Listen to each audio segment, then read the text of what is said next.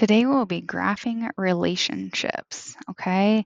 Number one, the equation W equals 52y represents the number of weeks W in Y years.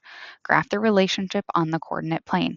Now remember, so what this is saying is the number of weeks W. So it says the number of weeks is equal to 52 times however many years go by, because there are 52 weeks in 1 year. Okay, so that's what this equation represents in the context of this problem. Okay, now when we are graphing an equation like this, we can create a table.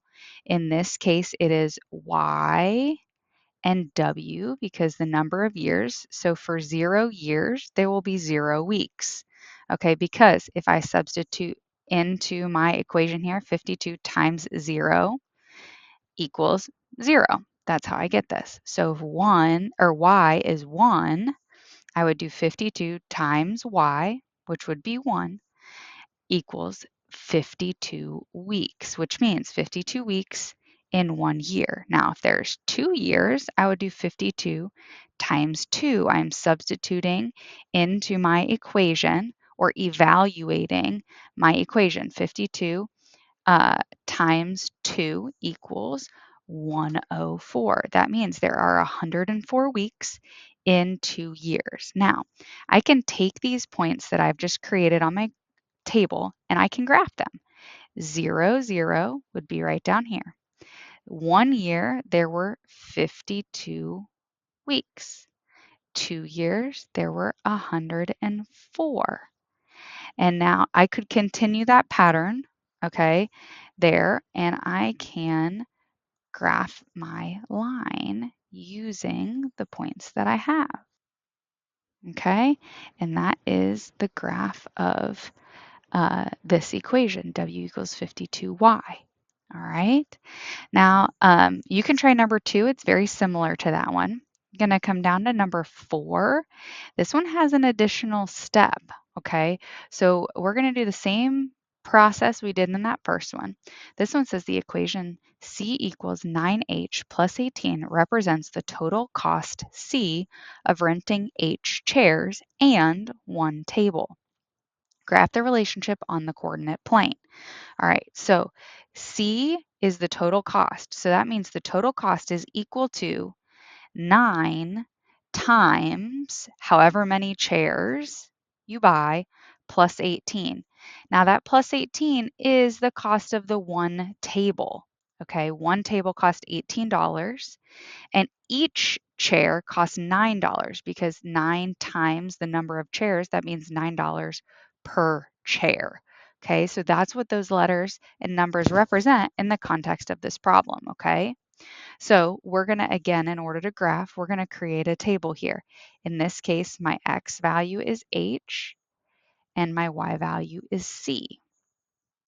Okay, and I'm going to substitute into this equation just as I did in the last one. So if I substitute 0 in for h, 9 times 0 is 0 plus 18. That means I get 18. The total cost is $18 for my 1 table.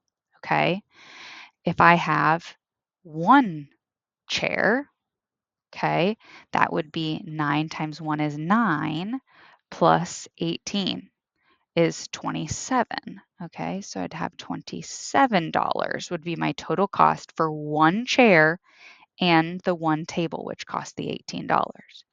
Okay, and then I would do the same thing for 2. 9 times 2 is 18. 18 plus 18, 36.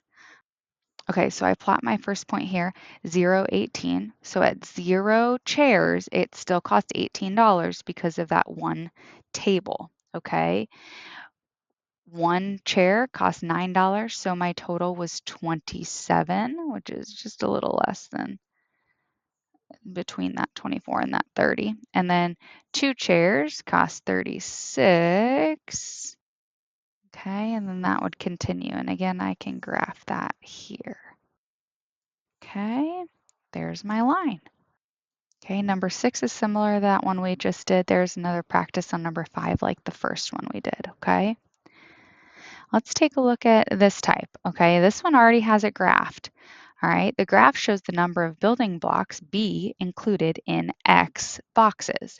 Write an equation from the graph that could be used to find the total number of blocks B you have for X boxes.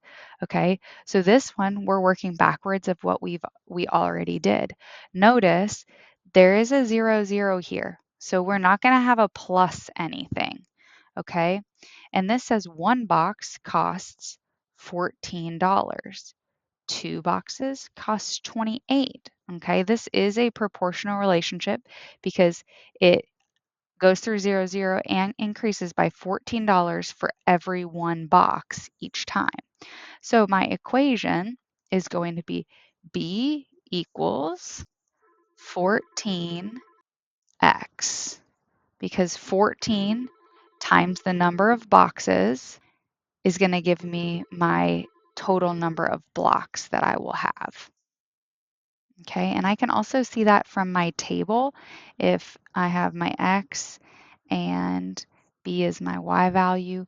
So for 0, 0, and then I can take these ordered pairs.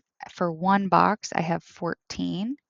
Two boxes, I have 28. Okay, and you can see it goes up by 14 each time. Okay, that's where I get that 14x from. Okay, you can try number 8 on your own like that.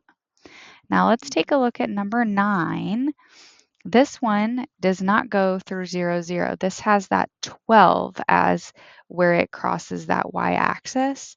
So my equation is going to be C equals, so y equals, all right, and my rate of change, every time I increase one number of snacks here, I go um, from 12 to 16.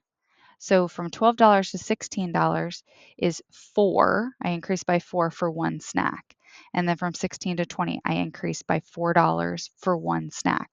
So I can see this on a table here as well. All right, I'm going to have 0 snacks. It's going to cost me $12. Okay, because I was also buying that one movie ticket. So the graph shows the total cost of buying one movie ticket and S snacks. That's however many snacks we buy. Write an equation from the graph that could be used to find the total cost, C, if you buy one movie ticket and snacks. So you can see here that $12 is the cost of that movie ticket. And for each snack that I increase, my cost goes up $4. Okay. So that means $4 per snack. And that is going to be your equation there. Okay. You can try number 10 on your own.